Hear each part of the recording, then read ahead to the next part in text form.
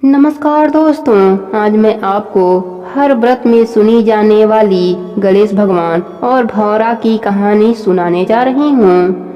प्रेम से बोलिए गणेश भगवान की जय हो। एक समय की बात है, एक गांव में एक साहूकार रहता था। उसके 4 पुत्र और एक पुत्री थी। साहूकार के बेटे बड़े थे, इस कारण उनकी शादी हो गई। घर में 4 बहुएं आ गईं। चारों बहुएं हर तीज त्योहार करती और कथाएं सुनती। व्रत कथा के अंत में वह गणेश भगवान की कथा भी सुनती।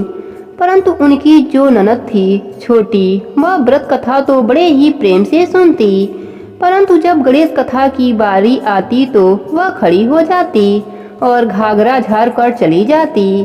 भगवान गणेश कई बार सोचा कि अभी यह छोटी है, बड़ी हो जाएगी तो समझ जाएगी, परंतु वह हमेशा ऐसा ही करती थी। एक दिन गणेश भगवान रुष्ट हो गए और कन्या को सबक सिखाने के लिए एक भौरा का रूप धरा।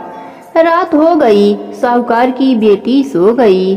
रात के जैसे ही 12 बजे भौरा आकर साहूकार की बेटी के कानों में गूंजने लगा। बोला, भाव भाव मैं भौरा हूँ, साहूकार की बेटी को कलंक लगाने आया हूँ। यह बात सुनकर साहूकार की बेटी जाग गई और दुखी हो गई। सोचने लगी, मुझे कलंक लगाना कौन चाहता है? मैंने तो कोई गलत कार्य नहीं किया, फिर ऐसा कौन है? वह रात भर यही बात सोचती रही। उसे नींद नहीं आई। सुबह उठी तो वह किसी से कुछ नहीं बताई। वह डर गई। सोचा, पता नहीं क्या बात है। ऐसे करते करते कई दिन बीत गए। उसने किसी से कुछ नहीं बताया। इसी सोच के कारण वह कमजोर होती जा रही थी। एक दिन उसकी माँ और भाइयों ने पूछा, हे बहन, तुम इतनी कमजोर क्यों होती जा रही हो? क्या बात है? ऐसा क्यों हो रहा है? क्या कोई बात है? हमें बताओ। तब बहन छोटी ने कहा, मैं आप सबको क्या बताऊं? रात के जैसे ही 12 बजते हैं, तब एक भौरा आता है और कहता है, भाव भाव मैं भौरा हूँ, साहूकार की बेटी को कलंक लगाने आया हूँ। यही सुन सुनकर मेरे कान थक गए हैं। मुझे चिंता हो गई है। पता नहीं मुझे कलंक कौन लगाना चाहता है। मैंने आज तक कोई गलत कार्य नहीं किया। यह सुनकर उसका बड़ा भाई बोला, बहन, आज मैं तेरे पास सोऊंगा और उस भौरे को पकड़कर लाऊंगा। उससे पूछूंगा कि मेरी बहन को कलंक क्यों लगाना चाहते हो। इस प्रकार उसका बड़ा भाई पहरा देने के लिए एक कोने में बैठ गया।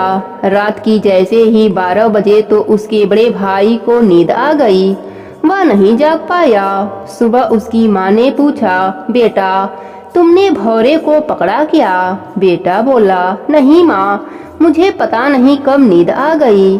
फिर दूसरे दिन दूसरा बेटा पहरा देने लगा, पर वह भी 12 बजते ही सो गया और भगवान गणेश भौरे का रूप लेकर साहूकार की बेटी के कान में आज भी गूंजते हुए चले गए। साहूकार की बेटी तो जागती ही रहती। उसे चिंता के मारे नींद नहीं आती। तीसरे दिन तीसरा बेटा पहरे पर बैठा और वह 12 बजते ही सो गया। गणेश भगवान रात को 12 बजे भौरे का रूप धारण कर साहूकारनी के बेटी के कान में गूंजकर चले गए। सुबह माँ के पूछने पर वह भी कहा, माँ, मुझे भी नींद आ गई। तब साहूकारनी ने कहा, मैं ही अपनी बेटी की रक्षा करूंगी। तब उसका छोटा बेटा बोला, माँ, आज मैं पहरे पर रहूंगा। साहूकार का छोटा बेटा का नाम गणेश था। वह गणेश भगवान का परम भक्त था। जो भी कार्य शुरू करता, पहले गणेश भगवान का नाम लेता, फिर काम शुरू करता। माँ ने कहा, ठीक है बेटा, आज तू भी देख ले।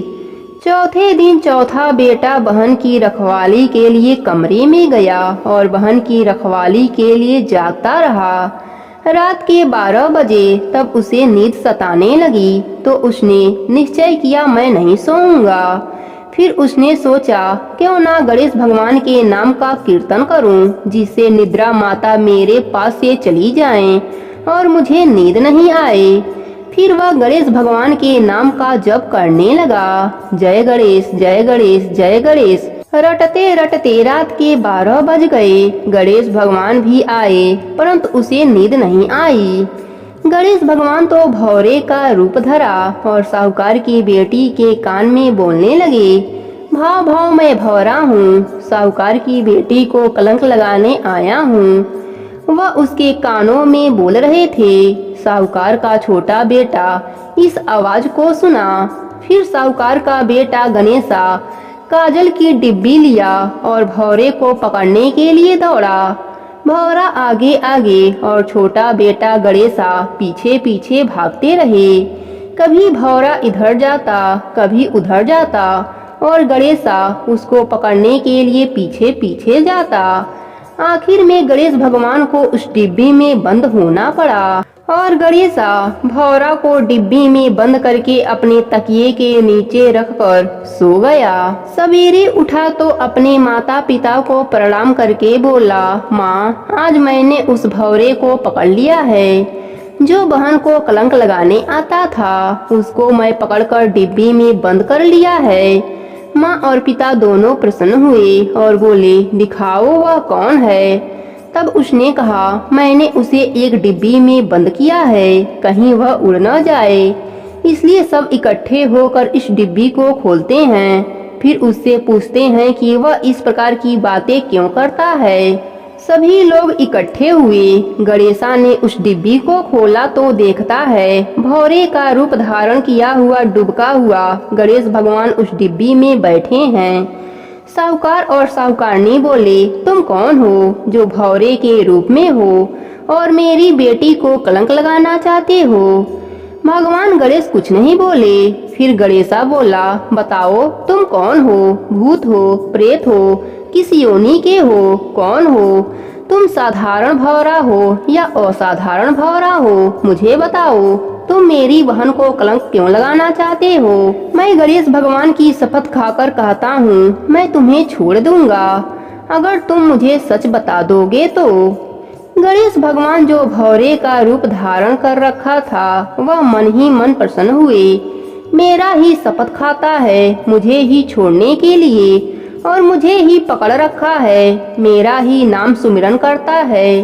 अब मैं तुम्हारे संकट को कैसे दूर करूं, क्योंकि आज तो मैं स्वयं संकट में हूं। गणेश भगवान को अब अपने रूप में आना पड़ा। सभी लोग बोलने लगे, गणेश भगवान जैसे दिखते हैं पर इतने छोटे हैं, आप कौन हैं। वह बोले, जिसे तुम पुकार रहे हो, जिसका बार बार सुमिरन कर रहे हो, मैं वही हूँ, मैं गणेश हूँ। तब साहूकार का छोटा बेटा गणेशा बोला, अगर आप गणेश भगवान हैं तो आप इतने छोटे कैसे हैं, हमें बताइए, आप मेरी बहन को कलंक क्यों लगाना चाहते थे। तब गणेश भगवान ने अपना रूप बढ़ाया, वह डिब्बी से बाहर आए। गणेश भगवान ने वह रूप दिखाया जिसका दर्शन माता पार्वती करती हैं, शिव जी जिनको गोद में बैठाते हैं। ऐसे गणेश भगवान का दर्शन करके सभी परिवार वाले उनके श्री चरणों में गिर गए और बोले, हमसे बड़ी गलती हो गई जो हमने आपको डिब्बी में बंद कर दिया, परंतु भगवंत आपको भौरा बनने की क्या आवश्यकता पड़ी। आपने इतना छोटा रूप क्यों धरा और मेरी बेटी को कलंक क्यों लगाना चाहते थे। गणेश भगवान बोले, मैं तुम्हारी बेटी पर अप्रसन्न हूँ क्योंकि उसने मेरी कथाएं नहीं सुनती। तुम्हारी सभी बहुओं ने मिलकर कथा कहानी कहती और सुनती, पर जब मेरी कथा की बारी आती तो तेरी बेटी घाघरा झाड़ कर खड़ी हो जाती और वहां से चली जाती थी। मेरी कथा इसने कभी भी बैठकर ध्यान लगाकर नहीं सुनी, इसलिए मैं उससे अप्रसन्न हूँ, उससे नाराज हूँ। इसलिए उसे यह बताने के लिए उसके पास आकर उसको कलंक लगाने की बात करता था। मैं किसी को कलंक नहीं लगाता, परंतु मैं उसे यह एहसास कराना चाहता हूँ कि वह मेरी पूजा से बेमुख हुई है। तब सभी परिवार वाले और उसकी बहन भगवान गणेश के चरणों में गिर गए और बोले, आज से हम आपकी कथाएं अवश्य सुनेंगे। सभी व्रत के कथा के अंत में आपकी कथा अवश्य सुनेंगे। गणेश भगवान प्रसन्न हो गए और बोले, आज के बाद जो भी मनुष्य मेरी इस कथा को सुनेगा, मैं उसकी सारी संकट दूर कर दूंगा, उसका घर अन्य धन से भर दूंगा। सभी परिवार वाले गणेश भगवान की जयकारा लगाने लगे। गणेश भगवान साहूकार का घर अन्य धन से भर दिया और अंतर ध्यान हो गए। हे गणेश जी महाराज, आज जो भी आपकी इस कथा को सुन रहा है, उसके व्रत को पूर्ण कर देना, उसका घर अन्य धन से भर देना, अपनी कृपा सदा बनाए रखना। कहानी अधूरी हो तो पूरी करना, पूरी हो तो मान रखना। प्रेम से बोलिए गणेश भगवान की जय हो।